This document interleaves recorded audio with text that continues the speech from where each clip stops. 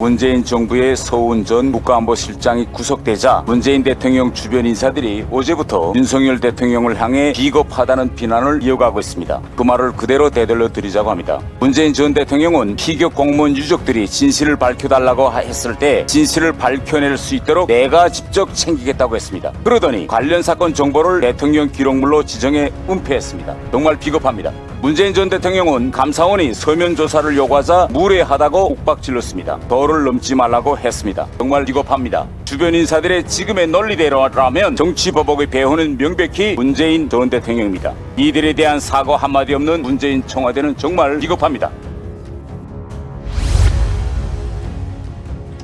오늘 아침에는 누가 비겁한가라는 주제로 한 말씀 드리겠습니다.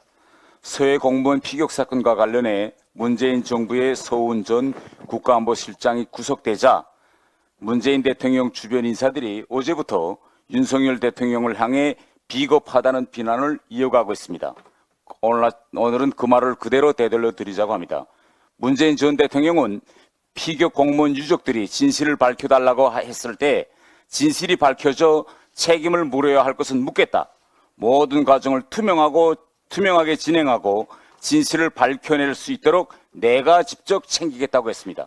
그러더니 관련 사건 정보를 대통령 기록물로 지정해 은폐했습니다. 정말 비겁합니다.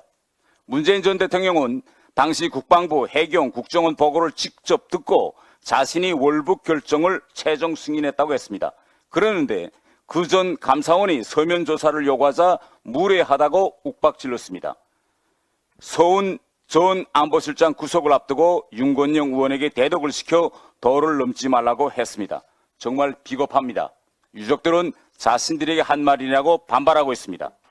문재인 대통령 주변 인사들은 이번 수사를 전방위 정치 보복이라고 규정했는데 자칫 적폐청산이라며 전 정권 청와대 캐비넷을 들쑤시고 검찰을 총동원해 무리한 수사를 한 것은 기억하지 못하는가 싶습니다.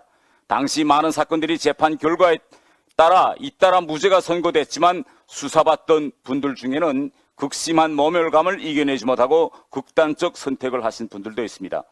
문재인 대통령 주변 인사들의 지금의 논리대로라면 정치보복의 배후는 명백히 문재인 전 대통령입니다. 이들에 대한 사과 한마디 없는 문재인 청와대는 정말 비겁합니다. 문재인 정부 사건에서 일어난 서해 피격 사건, 탈북 어민 강제 북송 사건 등에 대해 국회에서 당시 야당이었던 저희 당 외통위 의원들이 매번 사건에 대해 물을 때마다 전직 장관들은 늘 수사 중인 사건이라고 말할 수 없다고 했습니다. 정말 비겁했습니다.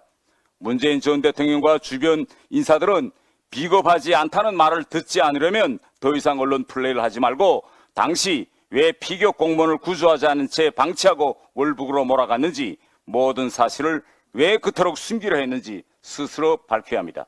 이상입니다.